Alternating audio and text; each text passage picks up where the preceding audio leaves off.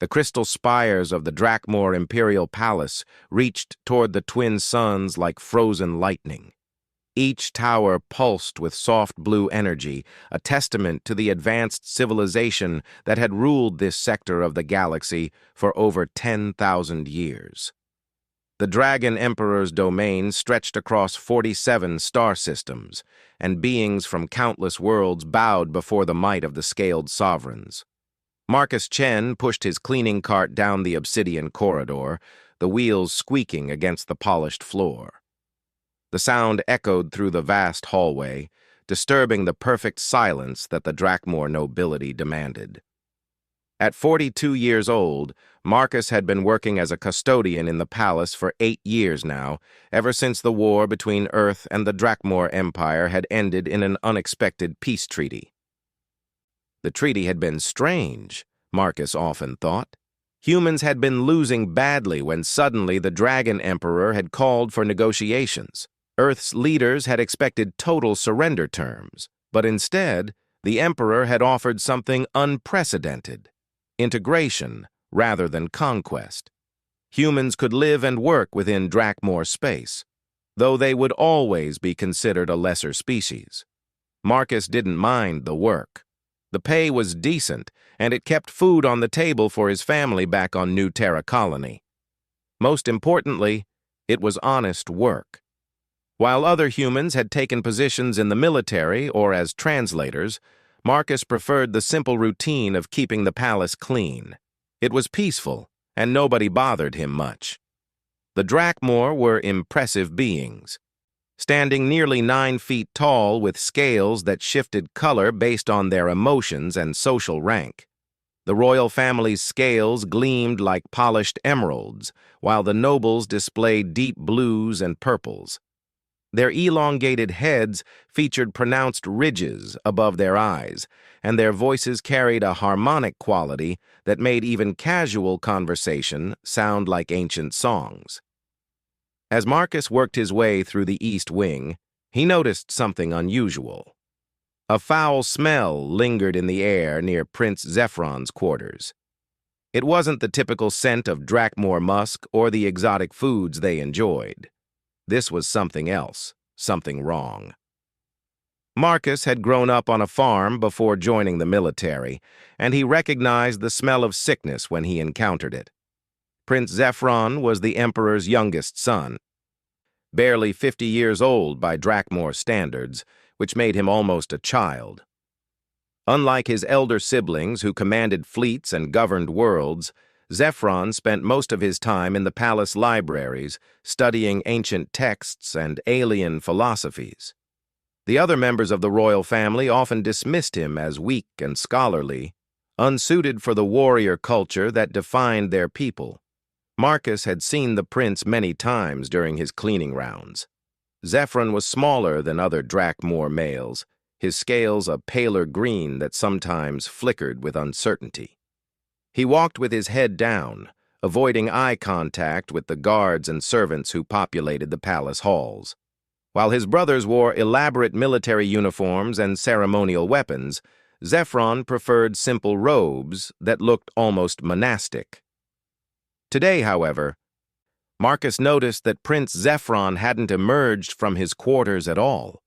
Usually, the young prince would venture out to the library around midday, carrying a stack of data tablets and moving with quiet purpose. But the corridor remained empty, and that strange smell grew stronger as Marcus approached the prince's door. The custodian paused, unsure of what to do. Palace protocol was strict about interactions between servants and royalty. Humans were generally forbidden from speaking to members of the imperial family unless directly addressed. Even then, conversations were supposed to be brief and formal.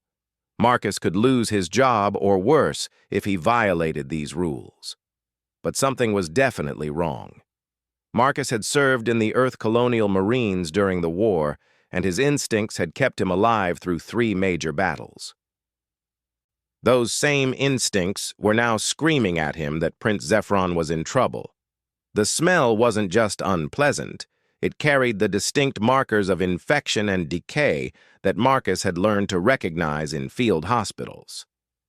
He knocked softly on the prince's door. No response came from within. Marcus tried again, this time calling out in the formal Drakmor dialect he had learned during his years of service. "Your Highness, this is Custodian Chen.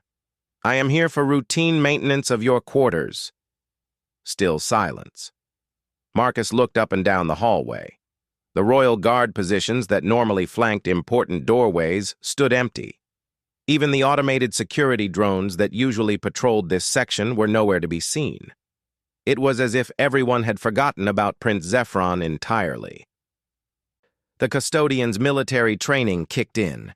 In the field, you didn't wait for orders when lives were at stake. You acted based on the best information available and dealt with consequences later.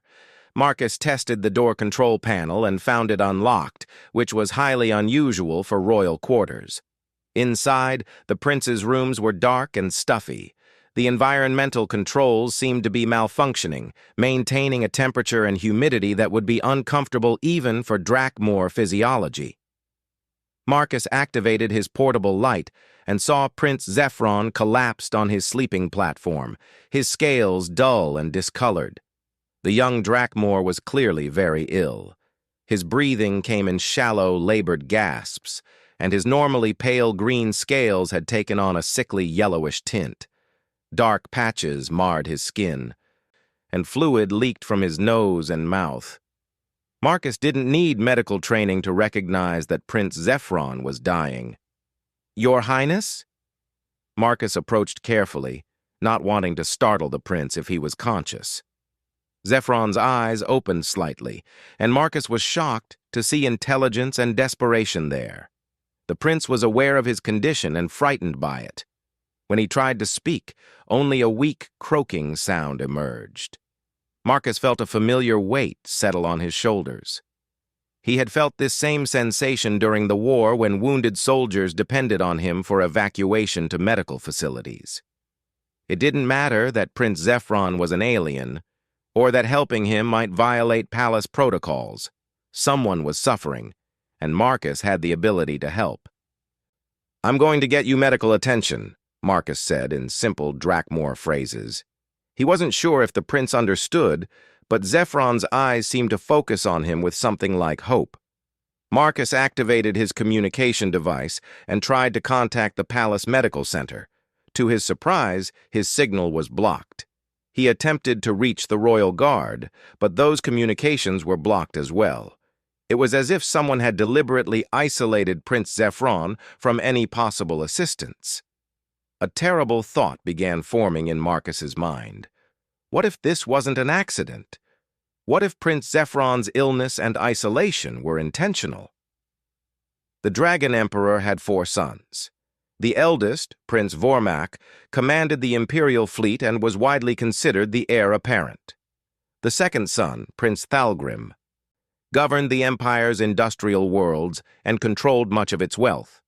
The third son, Prince Nexor, led the intelligence services and commanded fear even among the nobility. And then there was Zephyron, the scholarly prince who preferred books to battles, who questioned traditional Drakmor values, and who had once publicly suggested that humans deserved better treatment within the empire. Marcus remembered hearing gossip from other palace staff about how Zephyron's brothers considered him an embarrassment to the family name. If Prince Zephyron died quietly in his quarters, written off as the weak scholarly son who couldn't handle the pressures of royal life, it would certainly simplify the imperial succession. And if his death appeared to be from natural causes, perhaps brought on by the stress of his unsuitable personality, no one would investigate too carefully. But Marcus was investigating now, and what he found made his blood run cold. Hidden behind a decorative screen, he discovered medical waste that suggested Prince Zephyron had been suffering for days, possibly weeks. Food containers showed that the prince hadn't been eating properly, and water recyclers indicated severe dehydration. Most damning of all, Marcus found evidence that the prince's personal medical monitoring system had been deliberately disabled. Someone wanted Prince Zephyron to die, and they wanted it to happen slowly and quietly. Marcus made his decision. He couldn't fix the communication systems or override the isolation protocols that had been put in place, but he was a human custodian with access to every part of the palace, and humans had a reputation for being resourceful when properly motivated. He gently lifted Prince Zephron from the sleeping platform. The young Drakmor was surprisingly light, his normally robust physiology weakened by whatever illness had taken hold of him. Zephron's eyes widened in fear as Marcus picked him up, clearly not understanding what was happening. "Trust me," Marcus said in Drakmor, using a phrase he had learned from his friend Corvain, who worked in the palace kitchens. "I'm going to help you." Marcus placed the prince in his cleaning cart, covering him with maintenance tarps and cleaning supplies. It wasn't dignified, but it would get Prince Zephron out of his quarters without attracting immediate attention. The custodial staff had access to service corridors and maintenance areas that most palace inhabitants ignored. As Marcus pushed the cart toward the service tunnels, his mind raced through possibilities. The palace medical center was clearly compromised, since someone had blocked Prince Zephron's access to it. The royal guards couldn't be trusted either, since they had allowed the prince to be isolated. But Marcus knew of other options. The human embassy maintained its own small medical facility for the staff and their families. It wasn't equipped to handle serious Drakmor physiology, but Marcus's friend, Dr. Sarah Kim, was a skilled xenobiologist who had studied alien diseases during her residency. More importantly, the embassy was technically sovereign human territory, which meant that palace politics couldn't reach it as easily. The journey through the service tunnels took nearly an hour. Prince Zephron drifted in and out of consciousness during the trip, sometimes muttering in what sounded like delirium. Marcus caught fragments of words that suggested the prince was reliving childhood memories or academic discussions. Whatever illness had taken hold of him, it was affecting his mind as well as his body. When they finally reached the embassy's service entrance, Marcus faced a new challenge. He couldn't simply walk into the medical facility carrying an unconscious member of the imperial family. The political implications would be enormous, and it might endanger not just his own job but the entire human presence in Drakmor space. But as Prince Zephron's breathing grew more labored and his scales continued to fade, Marcus realized that politics would have to wait. Sometimes the right thing to do was also the most dangerous thing to do. He activated his emergency medical code, a signal that would bring Dr. Kim running regardless of what she was doing. When she arrived at the service entrance, her expression shifted from annoyance to shock as she saw what Marcus had brought her. "Marcus, what the hell have you done?" Dr. Kim asked in English, then caught herself and switched to Drakmor. "This is Prince Zephron." "He's dying," Marcus replied simply, "and I think someone wants him to die." Dr. Kim stared at the unconscious prince for a long moment, her medical training warring with her diplomatic sense. Finally, the doctor in her won out. "Bring him inside," she said, "quickly before anyone sees." As they carried Prince Zephron into the embassy's medical bay, Marcus couldn't shake the feeling that he had just started something that would change everything. He was a simple custodian who had noticed something wrong and tried to fix it. But in the complex world of imperial politics, such simple actions often had consequences that stretched far beyond their original intent. Prince Zephron's eyes opened one more time as they placed him on the medical platform. He looked directly at Marcus, and for a moment, the human saw not an alien prince, but a frightened young person who needed help. Zephron's lips moved, and Marcus leaned in to hear what he was trying to say. "Thank you," the prince whispered in heavily accented English, a language he had apparently learned in secret. Then, his eyes closed, and the monitoring equipment began its urgent work of keeping him alive. Dr. Kim worked quickly, her hands moving over the alien medical scanners she had modified to work with Drakmor physiology. The readings that appeared on her screens made her face grow pale with concern. "Marcus, this isn't just illness," she said quietly. making sure they couldn't be overheard. These readings suggest deliberate poisoning. Someone has been introducing toxins into his system over an extended period. Marcus felt his stomach clench with anger. His suspicions had been correct. Prince Zephron wasn't just the victim of neglect. He was the target of a deliberate assassination attempt. The slow poisoning would have been nearly undetectable within the normal palace routine, especially if the prince's medical monitoring had been disabled. "Can you help him?" Marcus asked. Dr. Kim studied the scanner readings, her mind working through the complex biochemistry involved. "Maybe. This poison is sophisticated, designed specifically for Drakmor physiology. But the good news is that it's been administered slowly, which means we have time to work. The bad news is that whoever did this knows exactly what they're doing." As Dr. Kim began preparing treatments, Marcus found himself thinking about the implications of what they had discovered. If Prince Zephron had been deliberately poisoned, then someone within the palace, someone with access to his food or quarters, had been trying to kill him. Given the isolation protocols that had been put in place, it suggested coordination at a high level. The question was why. Prince Zephron seemed harmless enough, more interested in books than politics. But Marcus remembered the rumors about the prince's progressive views, his suggestion that humans deserved better treatment. In a culture as traditional and hierarchical as the Drakmor Empire, such ideas might be seen as dangerous, especially coming from a member of the royal family. "I need to contact Ambassador Harrison," Dr. Kim said as she worked. "If we're treating a member of the imperial family, especially under these circumstances, the embassy needs to know." Marcus nodded, but part of him worried about expanding the circle of people who knew about Prince Zephron's presence in the embassy. Every additional person increased the risk of word reaching the wrong ears. Still, Dr. Kim was right. The political implications were too serious for them to handle alone. Ambassador Jennifer Harrison arrived within minutes of Dr. Kim's call. She was a career diplomat who had served in various alien courts before being assigned to the Drakmor Empire. Her first reaction upon seeing Prince Zephron was a mixture of shock and political calculation. "Dr. Kim tells me the prince has been poisoned," the ambassador said, studying the unconscious Drakmor. "Do we have any idea who might be responsible?"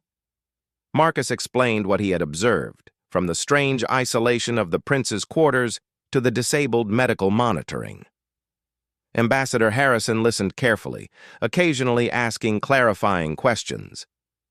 "This puts us in an extremely difficult position," she said finally. "If we harbor a member of the imperial family who has been targeted for assassination, we could be seen as interfering in internal Drakmor politics. On the other hand, if we let him die when we could have saved him, that might be seen as complicity in his murder." "With respect, Ambassador," Marcus said, "those are political considerations. Right now, Prince Zephron is just someone who needs medical help." Ambassador Harrison smiled slightly at Marcus's directness. "You're right, of course. And that's probably the approach we should take. We're providing emergency medical assistance to someone in need. The politics can be sorted out later." As the hours passed and Dr. Kim continued her work, Marcus found himself keeping watch over Prince Zephron. The young Drakmor remained unconscious, but his vital signs gradually stabilized as the antidotes Dr. Kim had prepared began to counter the effects of the poison. During one of his vigils, Marcus noticed something interesting. Prince Zephron talked in his sleep, and much of what he said revealed a keen intelligence and a genuine concern for the people of the Empire.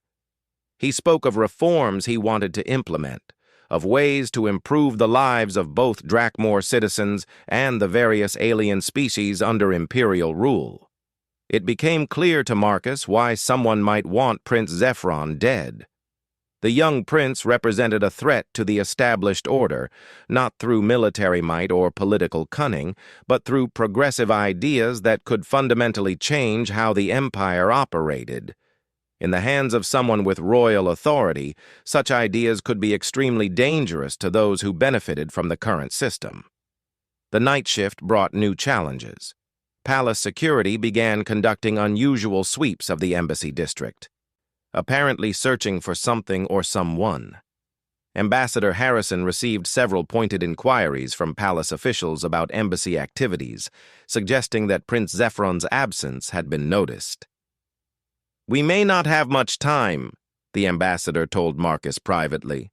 "Sooner or later, they're going to figure out where he is. When that happens, we need to be ready with a plan." Marcus had been thinking about the same problem. Simply hiding Prince Zephron indefinitely wasn't a solution. Eventually, they would have to return him to the palace or face serious diplomatic consequences. But sending him back into the same environment that had nearly killed him seemed like a death sentence. "What if we don't have to choose?" Marcus suggested. "What if there's a third option?" Ambassador Harrison raised an eyebrow. "I'm listening." "Prince Zephron has been poisoned, but he's also been isolated from potential allies within the palace. What if his survival becomes public knowledge? What if word gets out that someone tried to assassinate him, and that human medical intervention saved his life?" The ambassador considered this. "You're suggesting we use the situation to Prince Zephron's advantage, make him a sympathetic figure, and expose his would-be assassins." "Exactly. Right now, his enemies think they're acting in secret. But if the attempted assassination becomes public knowledge, it becomes much harder for them to finish what they started." As Marcus spoke, he realized that his simple act of noticing something wrong and trying to fix it had evolved into something much larger. He was no longer just a custodian who had helped a sick person. He was now part of a strategy that could reshape the political landscape of the Drakmor Empire. But even as the complexity of the situation became clear, Marcus found himself strangely at peace with his choices. He had acted based on basic human decency, and whatever consequences followed, he could live with them. Sometimes, he reflected, the most important decisions were also the simplest ones. Prince Zephron stirred on the medical platform, his scales beginning to show the first hints of their normal color. Whatever happened next, he would live to see it. 3 days after Marcus had brought Prince Zephron to the embassy medical facility, the young Drakmor prince finally regained full consciousness. His first words, spoken in careful English, surprised everyone present. "The stars told me you would come," Zephron said, looking directly at Marcus. "In my dreams, I saw a guardian in simple clothes who would carry me away from the shadow of death." Dr. Kim checked her medical scanners and smiled with relief. "Your vital signs are much stronger, Your Highness. The toxins have been successfully neutralized, though you'll need several more days of treatment to fully recover." Prince Zephron tried to sit up, but the effort left him visibly weakened. Marcus stepped forward to help support him, a gesture that would have been unthinkable under normal palace protocol. The prince accepted the assistance gratefully, his scales flickering with what Marcus had learned was a sign of appreciation among the Drakmor. "I remember very little of the past few weeks," Zephron admitted. "There was increasing fatigue, difficulty thinking clearly, and strange tastes in my food that I attributed to the kitchen staff trying new recipes. I should have recognized the signs, but my studies focused on philosophy and history rather than medicine." Ambassador Harrison entered the room carrying a data tablet loaded with news feeds from across the empire. Her expression was tense, and Marcus could tell that the political situation had become more complicated. "Your Highness, I'm afraid your disappearance has caused quite a stir," the ambassador said carefully. "Your father, the Emperor, has issued proclamations demanding your immediate return. He's also expressed considerable displeasure at what he sees as human interference in internal imperial affairs." Zephron's scales darkened to a deep blue, which Marcus now knew indicated serious concern. "My father believes I am here voluntarily?" The official palace statement is that you were kidnapped by human agents seeking to destabilize the Empire, Ambassador Harrison replied. There's no mention of your illness or the circumstances that brought you here. Marcus felt anger rising in his chest. Not only had someone tried to murder Prince Zephyron, but now the humans who had saved his life were being portrayed as criminals. It was a clever political move that would discredit both the prince and his rescuers while protecting the real conspirators. They're trying to control the story, Marcus said. Make it look like we're the bad guys while they cover up the assassination attempt. Prince Zephyron was quiet for several long moments, his eyes focused on something beyond the medical bay walls. When he spoke again, his voice carried a new strength that hadn't been there before. Show me the evidence of the poisoning, he said to Dr. Kim. I want to understand exactly what was done to me.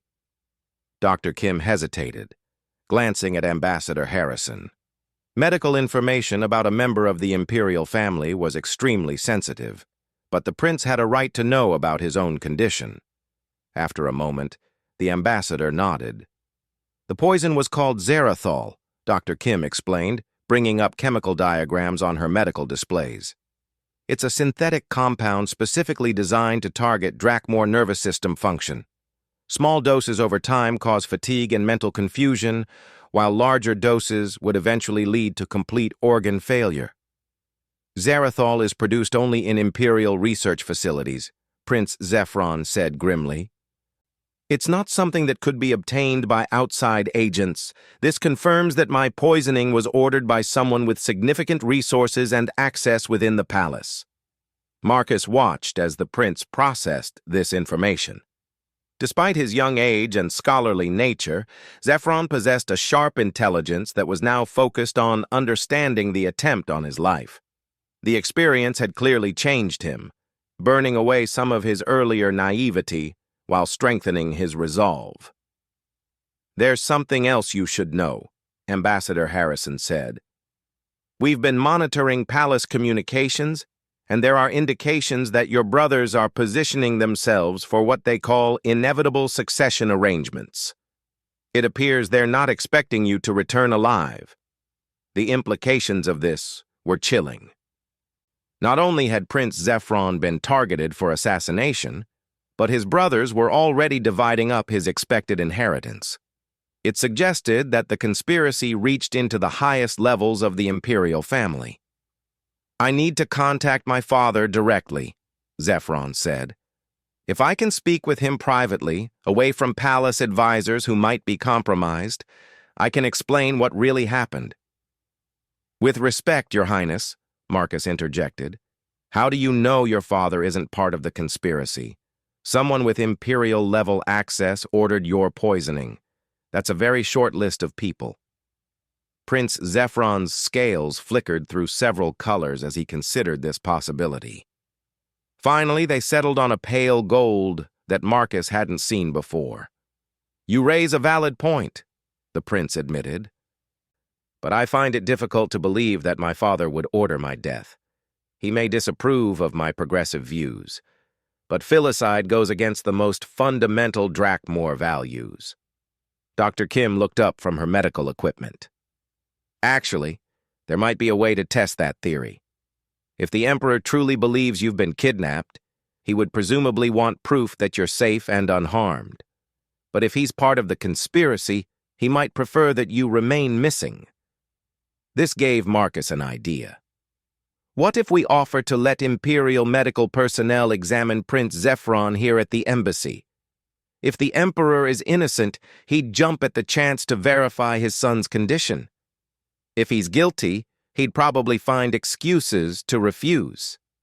Ambassador Harrison nodded slowly. That's actually quite clever. It puts the ball in the Emperor's court while keeping Prince Zephyron in a secure location. And if Imperial doctors confirm the poisoning, it becomes much harder for the palace to maintain their kidnapping story. Over the following day, a complex diplomatic dance began. Ambassador Harrison formally requested a meeting between Emperor Drakmor and embassy officials to discuss the return of Prince Zephyron. The emperor's initial response was to demand the immediate and unconditional release of his son, which suggested either genuine paternal concern or skilled political maneuvering. Meanwhile, Prince Zefron used his time to delve deeper into the mystery of his poisoning. Despite his scholarly background, he possessed an extensive network of contacts throughout the empire, many of whom had no love for the current power structure. Through carefully coded communications, he began to piece together information about what had been happening during his illness. "The picture that's emerging is troubling," Zefron told Marcus during one of their conversations. "My brother Nexor has been consolidating control over the intelligence services, while Vormak has been placing his supporters in key military positions. Thalgrim has been negotiating private deals with various industrial guilds that would benefit from my elimination." "It sounds like they've been planning this for a while," Marcus observed. "Yes, and my progressive views provided the perfect excuse. They could eliminate me while claiming they were protecting traditional Drakmor values." Zefron paused, his scales shifting to a determined green. "But they made one critical error in their planning." "What's that?" "They underestimated the power of simple human decency. You didn't save me because of political calculations or strategic advantage. You helped me because it was the right thing to do. That kind of motivation is something my brothers have never understood." Marcus felt a warmth spreading through his chest. Throughout his military service and his work at the palace, he had often felt that his simple approach to right and wrong was somehow inadequate for the complex realities of interstellar politics. But Prince Zefron was suggesting that this simplicity might actually be a strength rather than a weakness. The breakthrough in their situation came from an unexpected source. Corvain, Marcus's friend from the palace kitchens, managed to smuggle out evidence that corroborated Prince Zefron's poisoning.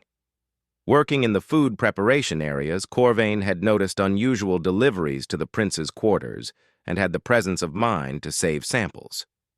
"Marcus asked me to watch for anything strange," Corvain explained when he arrived at the embassy under cover of darkness.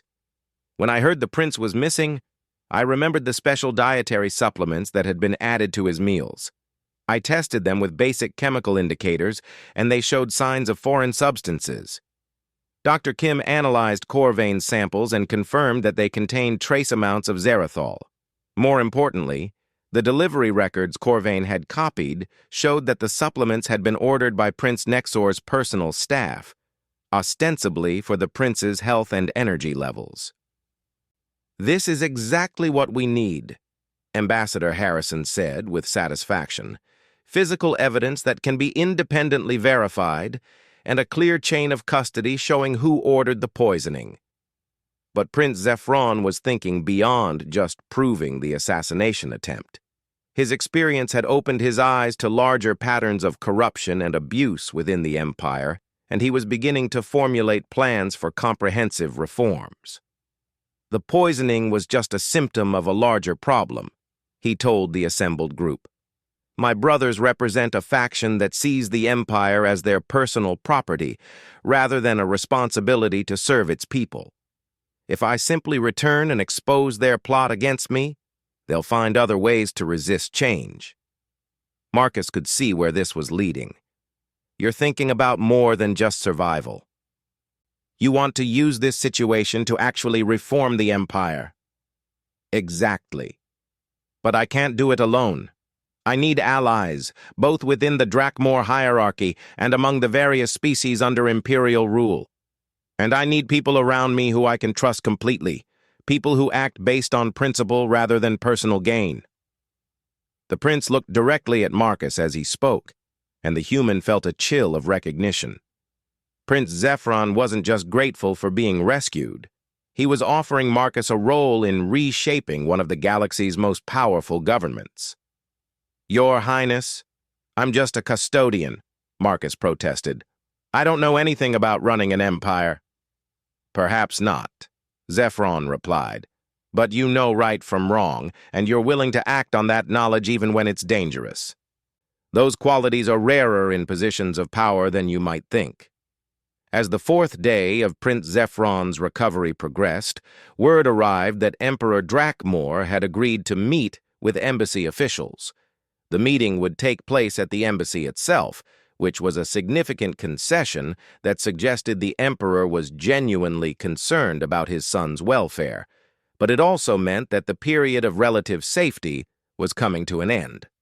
Soon, Prince Zephron would have to confront his father, and potentially, the brothers who had tried to kill him. The young prince would need all the strength he could muster for the challenges that lay ahead. Marcus found himself thinking about choices and consequences. His decision to help a sick person had set in motion events that could reshape the political structure of dozens of worlds. It was a sobering thought, but also an empowering one. Individual actions, even small ones, could have enormous implications when they were guided by clear moral principles. As Prince Zephron prepared for the most important conversation of his life, Marcus realized that his own role in the story was far from over. Whatever happened in the upcoming meeting with the Emperor, the young custodian had earned a place at the table where decisions would be made about the future of the galaxy. The next morning would bring answers, revelations, and choices that would echo across the Empire for generations to come. That evening, as Prince Zephron rested in preparation for his father's visit, Marcus received an unexpected communication. His own supervisor at the palace, a stern Drakmor named Vorthak, had sent a message demanding his immediate return to work. "Custodian Chen has abandoned his duties without authorization," the message read. "His absence disrupts palace operations and violates the terms of his employment contract. He will report for disciplinary action immediately or face termination and deportation." Marcus showed the message to Ambassador Harrison, who frowned deeply. "This is clearly an attempt to separate you from Prince Zephron before the Emperor's visit. They want to eliminate potential witnesses to their conversation. Or they want to eliminate me entirely," Marcus said grimly. He had been thinking about his own safety throughout this ordeal. As the person who had discovered the poisoning and rescued the prince, he posed a significant threat to the conspirators. Once Prince Zephron returned to the palace, Marcus would be extremely vulnerable. Prince Zephron, who had been listening from his medical bed, spoke up. "Marcus will accompany me when I return to the palace. I'm appointing him as my personal aide." "Your Highness, that's very generous, but I'm not qualified for such a position," Marcus protested. "You're qualified by the one credential that matters most: absolute trustworthiness," Zephron replied firmly. "Besides, under Drakmor law, personal aides to royal family members enjoy certain protections that should keep you safe from retaliation." Ambassador Harrison nodded approvingly. "That's actually quite clever. It gives Marcus diplomatic immunity within the palace while keeping him close enough to serve as a witness if needed." As they discussed the logistics of Marcus's new role, Dr. Kim approached with her final medical report. "Prince Zephron's recovery is remarkable, but I want to emphasize that he's not fully healed yet. The Zarathol poisoning will have lasting effects on his system for several more weeks. He'll need to be careful about physical exertion and stress." "That information stays between us," Zephron said. "My enemies must not know that I'm still vulnerable." Marcus understood the strategy. If the conspirators believed that Prince Zephron had made a complete recovery, they might become overconfident and reveal more of their plans. But it also meant that the prince would be taking serious personal risks in the coming confrontation. The preparation for Emperor Drakmor's visit required careful coordination. The embassy's security team worked with palace protocols to ensure proper ceremonial arrangements, while Dr. Kim prepared detailed medical documentation of the poisoning evidence. Prince Zephron spent hours reviewing the political implications of various approaches to the conversation with his father. "The key is to present the evidence in a way that allows my father to save face while still addressing the conspiracy," Zephron explained to Marcus. If I directly accuse my brothers in front of witnesses, it becomes a public challenge that could split the empire along family lines. But if I provide the evidence and let my father reach his own conclusions, he can deal with the situation more quietly. Marcus was beginning to appreciate the complexity of royal politics. Every word and gesture would be analyzed for hidden meanings, and the wrong approach could have catastrophic consequences. It was very different from his military experience, where problems were usually solved through direct action rather than careful negotiation. Late that night, as Marcus kept watch over the sleeping prince, he reflected on how much his life had changed in just a few days. A week ago, he had been a simple custodian whose biggest concern was keeping the palace floors clean. Now he was intimately involved in high-level imperial politics and planning reforms that could affect billions of people across dozens of worlds. But despite the magnitude of the situation, Marcus found that his core motivations remained the same. He still just wanted to help people and do the right thing. The scale had changed dramatically, but the fundamental principles hadn't. Prince Zephyron stirred in his sleep, muttering words in what sounded like ancient Drakmor dialects. Dr. Kim had explained that the prince's dreams were still affected by the residual toxins, causing him to relive memories and experience prophetic visions that were common among his people during times of crisis. "The stars are aligning," Zephyron murmured without opening his eyes. "The Guardian and the Heir will walk the path of justice together." Marcus didn't put much stock in prophetic dreams, but something about the prince's words resonated with him. Perhaps there were larger forces at work in the situation, or perhaps it was just the natural outcome of people making good choices under difficult circumstances.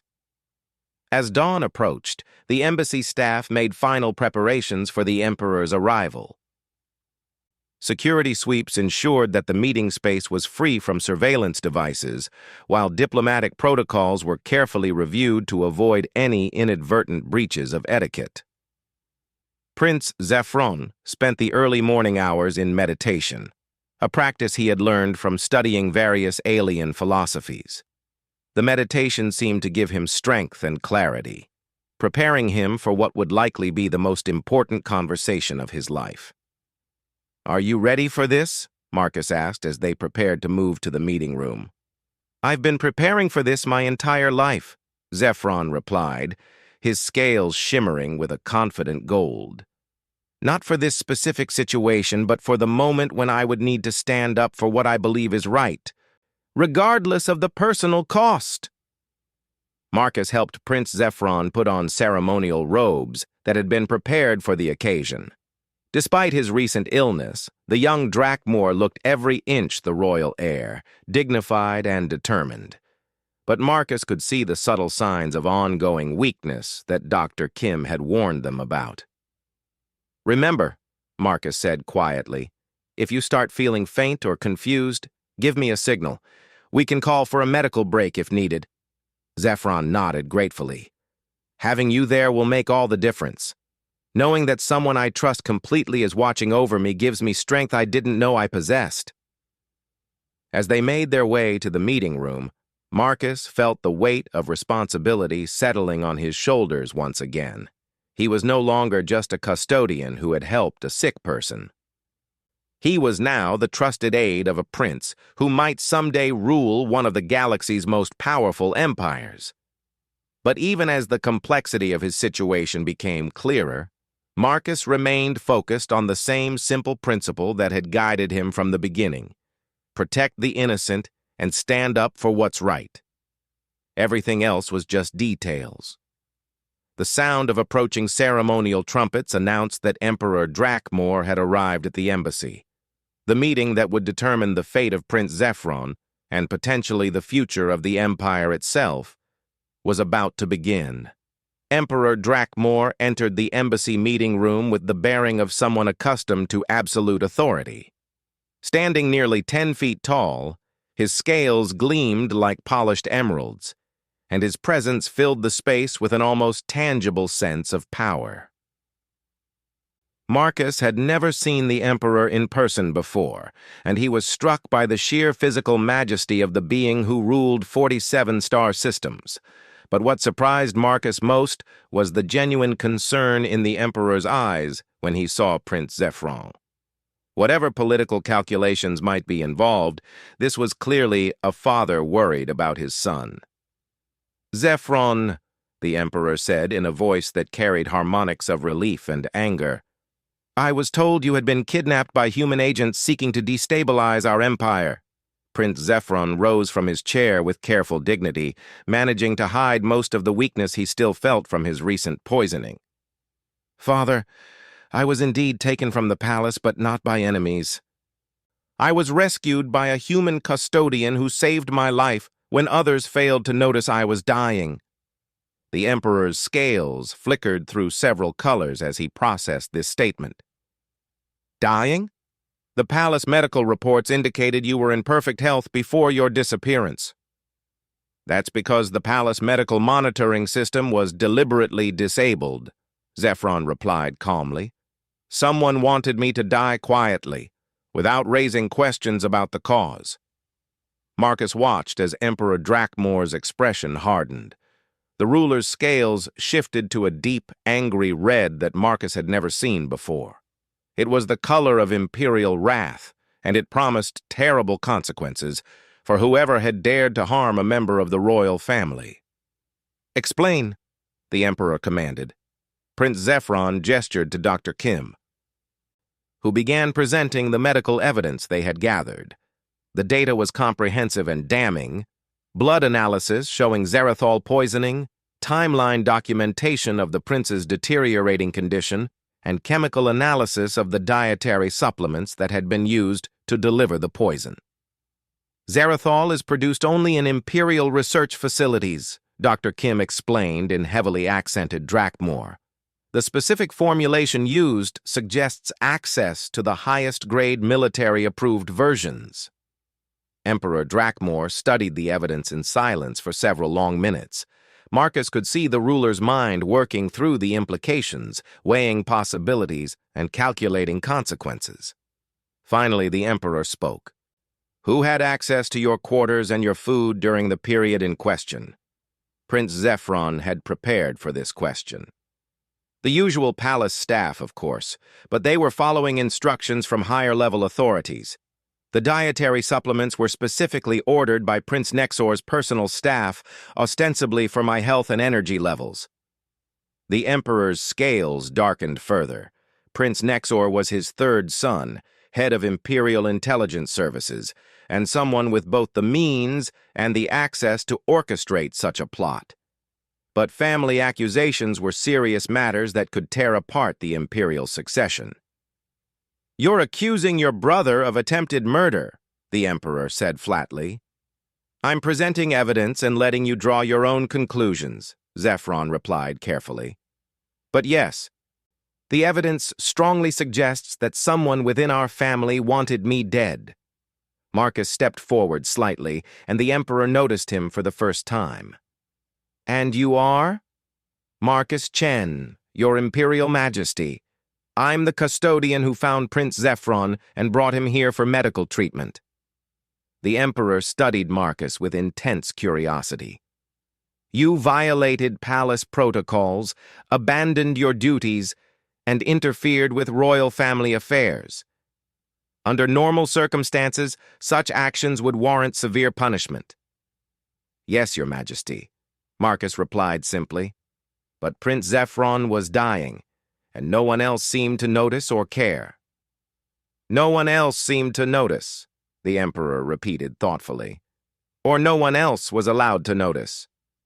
The implications of this statement hung in the air like a challenge. If Prince Zephyron's assassination attempt had been sophisticated enough to disable medical monitoring and isolate the prince from help, it suggested coordination at the highest levels of palace administration. Ambassador Harrison, who had remained silent during most of the conversation, finally spoke up. "Your Imperial Majesty, we've provided sanctuary to Prince Zephyron based on humanitarian concerns. We have no desire to interfere in internal imperial politics." But you have interfered, the Emperor pointed out. And in doing so, you may have uncovered a conspiracy that threatens the stability of my empire. Prince Zephron saw his opportunity. Father, this situation has opened my eyes to larger problems within our government. The attempt on my life was motivated by my progressive views, my belief that our empire should serve its people rather than exploit them. If we don't address these underlying issues, more violence will follow. The Emperor considered his son's words carefully. You're suggesting comprehensive reforms. I'm suggesting that we remember the principles our empire was founded on, Zephron replied. Justice, protection of the weak, and service to the greater good. We've strayed from those ideals, and corruption has taken root at the highest levels. Marcus was impressed by Prince Zephron's diplomatic skills. Rather than demanding punishment for his attackers, the prince was framing the conversation around positive change and moral renewal. It was an approach that allowed the emperor to save face while still addressing the underlying problems. What exactly are you proposing? The emperor asked. Prince Zephron looked at Marcus before answering, drawing strength from his human friend's presence. I propose a new model of governance, one that includes representatives from all species within our empire. I propose transparency in government operations and accountability for those who abuse their positions. And I propose that we judge success not by the wealth of the ruling class, but by the welfare of the average citizen. These were radical ideas for the traditionally hierarchical Drakmor Empire. Marcus could see the emperor struggling to process concepts that challenged everything he had been taught about proper governance, but there was also something in the ruler's expression that suggested he had been having similar thoughts himself. Such changes would face enormous resistance, the emperor said finally. Yes, they would, Zephron agreed. But the alternative is civil war as the corruption spreads and people lose faith in imperial justice. The attempt on my life is just a symptom of a larger disease. The emperor was quiet for a long time, his scales shifting through various colors as he weighed options and consequences. Finally, he turned to Marcus. Custodian Chen, you've seen both the worst and the best of our empire. What is your assessment of my son's proposals? Marcus felt the weight of the question. His answer could influence the fate of billions of people across dozens of worlds, but as he had throughout this entire ordeal, he relied on simple honesty. Your Majesty, I've served in your military and worked in your palace. I've seen Drakmor nobles who truly care about justice, and I've seen others who only care about power. Prince Zephron represents the best of your people's values.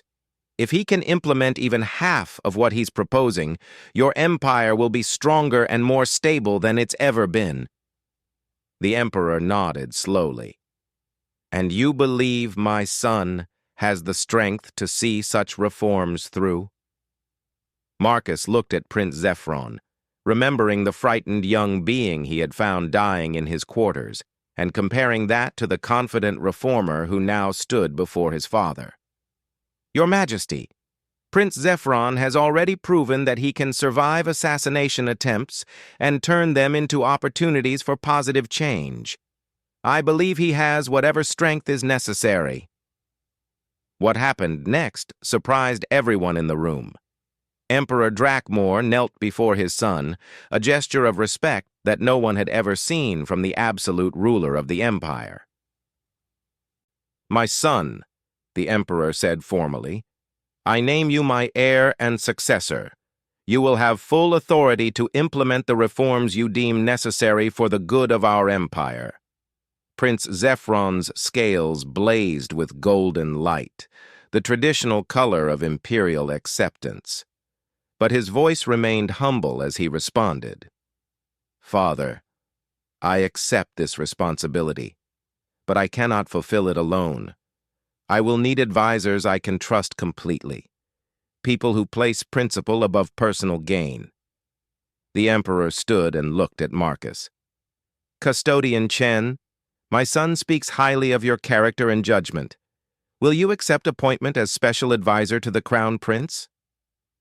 Marcus felt dizzy at the magnitude of what was being offered. A week ago, he had been mopping floors and emptying trash containers. Now he was being invited to help reshape one of the galaxy's most powerful governments. Your Majesty, I'm honored by your confidence, but I'm not sure I'm qualified for such a position. You're qualified by the same credential that saved my son's life, the Emperor replied. You do what's right regardless of personal consequences. That quality is invaluable in positions of power. As the formal ceremony concluded, Marcus found himself thinking about the chain of events that had brought them to this moment. A simple act of compassion, noticing that someone was sick and needed help, had ultimately led to fundamental changes in how an entire empire would be governed.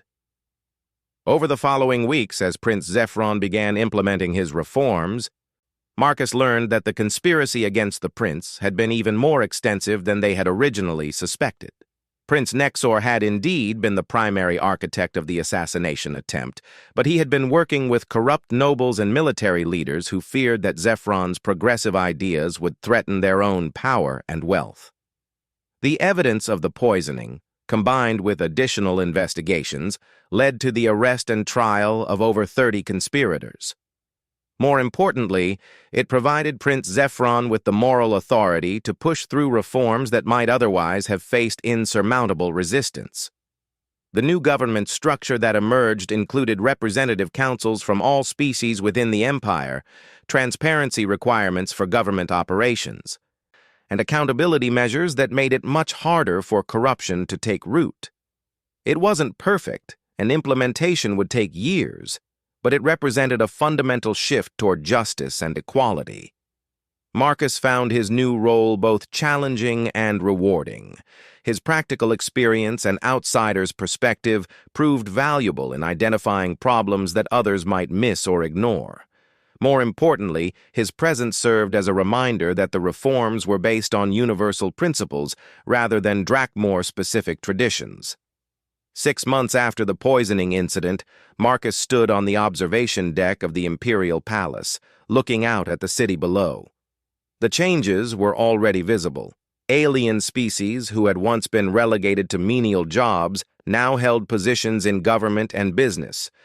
Public works projects were improving living conditions in previously neglected areas, and there was a sense of hope that hadn't existed before.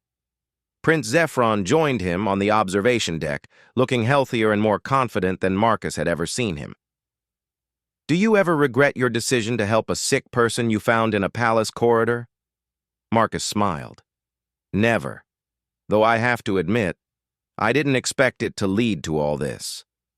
That's what makes it so powerful, Zephron replied. You acted based on simple human decency, without calculating the political implications or potential rewards. That purity of motivation is something my people had forgotten was possible. As they watched the sunset paint the sky in brilliant colors, Marcus reflected on the lessons he had learned. Individual actions, even small ones, could have enormous consequences when they were guided by clear moral principles. And sometimes, the most important changes began not with grand strategies or political maneuvering, but with one person simply deciding to do the right thing. The ailing heir of the Dragon Emperor had not been overlooked after all. He had been saved by a human custodian who understood that helping others was always the right choice, regardless of species, rank, or circumstances. And in saving the prince, Marcus had helped save an empire from its own corruption. The stars above them seemed to shine brighter than usual, as if the universe itself approved of the changes they had set in motion, and in the distance, the sound of construction crews working on new hospitals and schools provided a constant reminder that their work was far from finished. But it was a good beginning, and Marcus Chen, former custodian and current special advisor to the Crown Prince, was proud to be part of it all. As the months passed, Marcus discovered that his unique perspective as an outsider became increasingly valuable in Prince Zephron's administration. Where traditional Drakmor advisors saw complex political calculations, Marcus often identified simple human needs that had been overlooked. His recommendations led to practical reforms that improved daily life for millions of imperial citizens. One of Marcus's first major initiatives involved reforming the palace employment practices that had originally brought him to the empire. He proposed that all species under imperial rule should have equal opportunities for advancement, based on merit rather than traditional hierarchies. The proposal faced significant resistance from established nobles, but Prince Zephron's support ensured its implementation. The changes weren't always smooth. Some Drakmor traditionalists viewed the reforms as an attack on their cultural values, while various alien species remained skeptical that the improvements would be permanent. Marcus found himself serving not just as an advisor, but as a bridge between different groups who had never learned to trust each other. "The hardest part isn't creating new policies," Marcus told Prince Zephron during one of their weekly planning sessions. "It's convincing people that the changes are real and lasting." Prince Zephron, who now preferred to be called Crown Prince Zephron in recognition of his new status, nodded thoughtfully.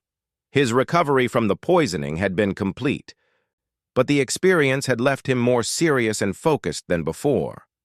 Change always creates uncertainty, and people often prefer familiar problems to unfamiliar solutions. The Crown Prince had proven himself to be a remarkably effective leader, combining his natural intelligence with hard-won wisdom about human nature.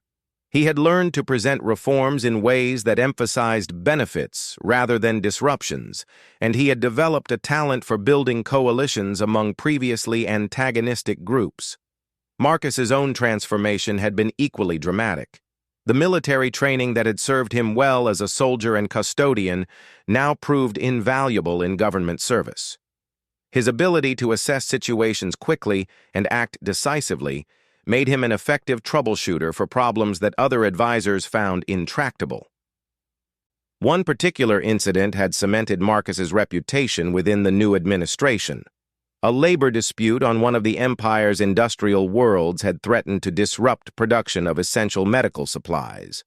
Traditional Drakmor approaches would have involved military intervention to force the workers back to their jobs. Instead, Marcus had suggested direct negotiations with labor representatives, treating their concerns as legitimate rather than seditious. The negotiations had been difficult, requiring Marcus to spend 3 weeks on the industrial world working out compromises between workers and management. But the eventual settlement had not only resolved the immediate dispute, but had also established new standards for worker treatment that prevented similar problems throughout the Empire. "You accomplished something there that our diplomatic corps said was impossible," Crown Prince Zephron had told him afterward. "You convinced both sides that their interests were compatible rather than contradictory." "It wasn't that complicated," Marcus had replied. "The workers wanted fair treatment and safe working conditions. The managers wanted stable production and reasonable costs. Once we focused on those practical needs instead of political positioning, solutions became obvious." But not all of Marcus's initiatives were successful. His proposal for democratic elections in local governments had proven too radical for implementation, even with Crown Prince Zephron's support. The concept of allowing non-Drakmor citizens to hold positions of authority over Drakmor citizens challenged fundamental assumptions about imperial hierarchy. "Some changes have to happen gradually," the Crown Prince had explained after the proposal was rejected by the Imperial Council. "We're already pushing the limits of what the Empire can accept. If we move too fast, we risk a backlash that could undo everything we've accomplished." Marcus had learned to accept such limitations, understanding that lasting change required patience as well as principle. His military experience had taught him the importance of picking battles carefully, and his new role required the same strategic thinking on a much larger scale. The personal costs of his new position had also become clear over time. Marcus's family on New Terra Colony saw him only rarely now, and maintaining relationships with his old friends had become difficult due to the security requirements of his job. The simple life of a custodian, with its predictable routines and clear boundaries, sometimes seemed appealing compared to the complex responsibilities of imperial governance. But these personal sacrifices were balanced by the satisfaction of seeing real improvements in people's lives. Medical care was now available to all species within the Empire, regardless of their social status. Educational opportunities had been expanded to include previously marginalized groups. Trade policies had been reformed to prevent the exploitation of less developed worlds. Perhaps most importantly, the culture of corruption that had nearly cost Prince Zephyron his life was being systematically dismantled. New oversight mechanisms made it much harder for officials to abuse their positions, while transparency requirements ensured that government actions were subject to public scrutiny. The investigation into the original poisoning conspiracy had revealed the extent of the corruption problem. Prince Nexor and his co-conspirators had been systematically looting imperial resources while using their positions to eliminate anyone who might expose their activities. Prince Zephyron's progressive views had made him a target not because of ideological differences, but because his proposed reforms would have made their criminal activities impossible to continue. They tried to kill you to protect their ability to steal from the Empire, Marcus had realized during one of the trial proceedings. It was never really about politics or tradition. Exactly, Crown Prince Zephyron had agreed. Which is why our reforms are so important. We're not just changing policies, we're changing the entire culture of how power is exercised. The trials had been conducted with scrupulous attention to legal procedures, partly to demonstrate that the new government would follow its own rules, and partly to ensure that the verdicts would be seen as legitimate. Prince Nexor and the other main conspirators had been stripped of their titles and sentenced to life imprisonment, while lower-level participants had received punishments proportional to their involvement. The Emperor himself had taken a less active role in governance as his son implemented the reforms, but his continued support had been crucial for their success. The old ruler seemed genuinely proud of the changes his heir was making, even when they challenged traditions he had previously considered sacred. I spent my entire reign trying to maintain the empire as it was, the Emperor had told Marcus during one of their private conversations. My son is building the empire as it should be.